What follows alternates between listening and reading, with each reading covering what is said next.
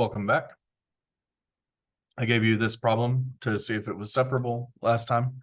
It turns out it is, and we can find the general solution to this differential equation. Solving this for y is not something I felt like doing because the exercise here was to demonstrate that it can be solved. You can solve the differential equation by separability, though whether this is resulting solution can be solved for y is another discussion entirely. Next, I asked you to solve this differential equation. We found the general solution here because it was separable. Now, to find the general solution, we had to divide by y times y minus 1 on both sides, which means our solution has domain restrictions. Y cannot be 0 or 1. And I had to divide both sides by x, which means our solution has domain restriction x cannot be 0. So when we plug in these 2 points, problem, because x is 0 in both of these, and y1 and y0 are both problematic for us. These are not in the domain of our solution. So the last one, when we plug it in, plugging in 2 for x and 1/4 for y gives us this. So the constant of integration, which makes this equation pass through this point, is 3/2, which means that our solution looks like 1 over 3/2 x plus 1. Generally, we don't like looking at things that look like this where I've got fractions within fractions. And so if I multiply this by 2 over 2, I can get this form. We have one more topic left to discuss today, and that is the gamma function. So we're going to go ahead and define that. We're going to define the gamma function.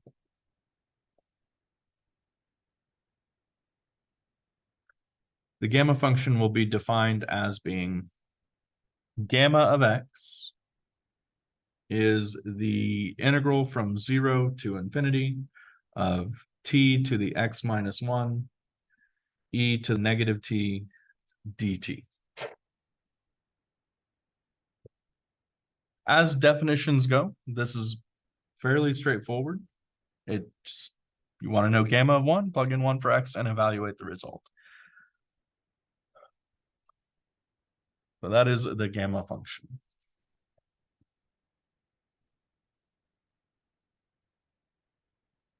Let's find gamma of some values. Let's find gamma of 1.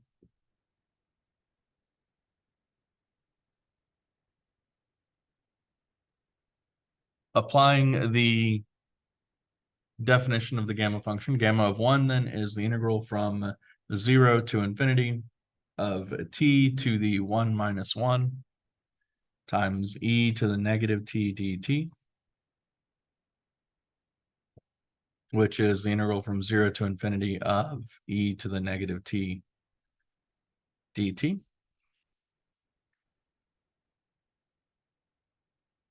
Which is negative e to the negative t evaluated from 0 to infinity. Now, let's be clear. We can't use the fundamental theorem of calculus here because we have not a real number in the upper bound here. So this should be the limit as b goes to infinity of e to the negative t evaluated from 0 to b. And the limit as b goes to infinity of negative e to the negative t is 0. And then we are going to minus negative e to the 0. And what we get here is 1. So gamma of 1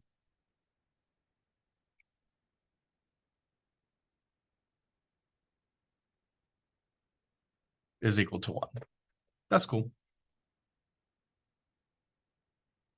Let's try gamma of 2.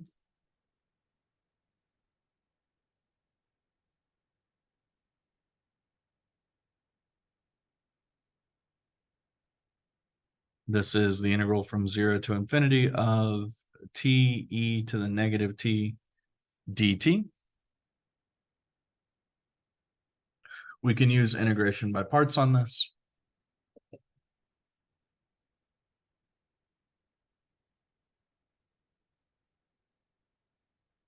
we get u is equal to t, du is equal to 1 dt, dv is equal to e to the negative t dt, and v is equal to negative e to the negative t. And so I've written this in the form, the integral of u dv. The integral of u dv is u times v minus the integral of v du.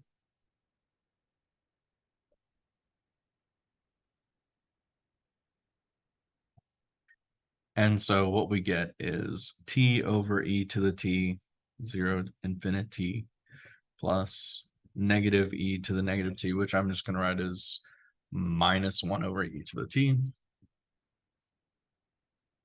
0 to infinity. Again, ignoring cavalierly the restrictions on the fundamental theorem of calculus, we get, when I take this to infinity, the bottom grows faster than the top, so I get 0. When I plug in 0 here, I get 0. When t goes to infinity, the bottom grows faster than the top. And when I plug in 0, I get 1. And so I get 1 again. So gamma of 1 is 1, and gamma of 2 is 1. This would be an incredibly boring function if it was always evaluated to 1. It would seem like an overcomplicated definition.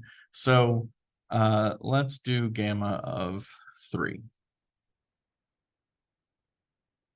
So 0 to infinity of t squared e to the negative t dt. We have to do integration by parts on this. We have to do it twice because that's a t squared.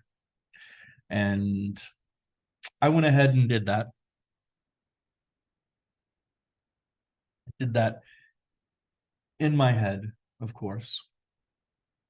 And when I did this, I got 2.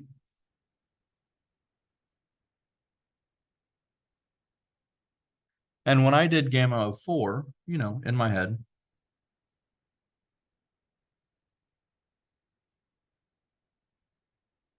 I got 6. And when I did 5 in my head, I got 24. And then we start to see there's a pattern here. I've seen these numbers 2, 6, 24 before. 2 is 2 factorial, 6 is 3 factorial, and 24 is 4 factorial. And 1 is 1 factorial, and 1 is 0 factorial. And so we start to see a relationship between the gamma function and factorial. Well, let's consider. What is gamma of x plus 1? Gamma of x plus 1 is the integral from 0 to infinity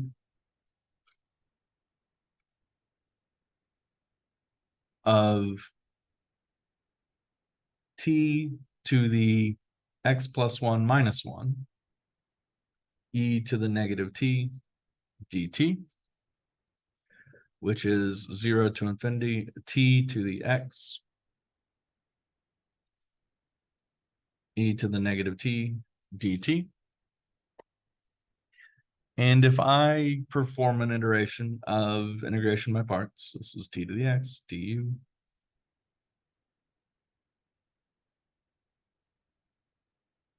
Let's change this x because we've got some we don't need to do that. All right. So du here is the derivative of u with respect to t. T is the variable here, not x. So the derivative of a variable to a constant is xt to the x minus 1 in this case. So dv, if u was t to the x, dv is e to the negative t dt, and v is negative e to the negative t. So performing one step of integration by parts on this gives us negative t to the x e to the negative t evaluated from 0 to infinity minus the integral from 0 to infinity of EV minus V du. I've got a negative here, so I'm going to pull that out. And I've got an x here. I'll go ahead and pull that out. I get t to the x minus 1 e to the negative t dt. Now, when t goes to infinity here, the denominator grows faster in the numerator, it goes to 0. When I plug in 0 here, I get 0 in the numerator.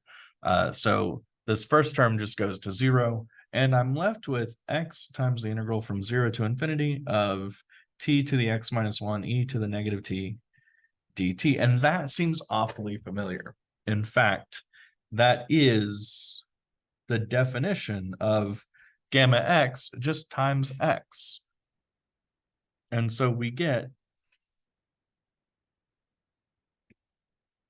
gamma of x plus 1 is equal to x times gamma of x. This is the relationship we expected to get. It is the factorial relationship. It's what gives us the 1, 1, 2, 1 factorial, 1 factorial, 2 factorial, 3 factorial, 4 factorial combination that we expect. The difference, though, is factorial is only defined for non-negative integers. We can only take factorial of 0, factorial of 1, and so on. Here, there's no such restriction on x. I can plug in anything I want to for x. So I could, if I wanted to, say,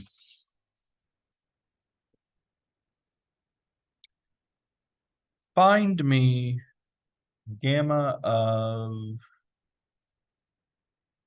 1/2. Or find me gamma of negative 1/2. These are things which, if I were to ask for something stupid like negative 1/2 factorial, right, that's not defined. Factorial is only defined on non-negative integers.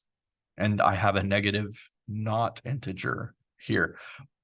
So I can't talk about factorial of negative 1/2, but I can talk about gamma of negative 1/2. So these are 2 examples. Tune in next time. Please do these examples between now and then.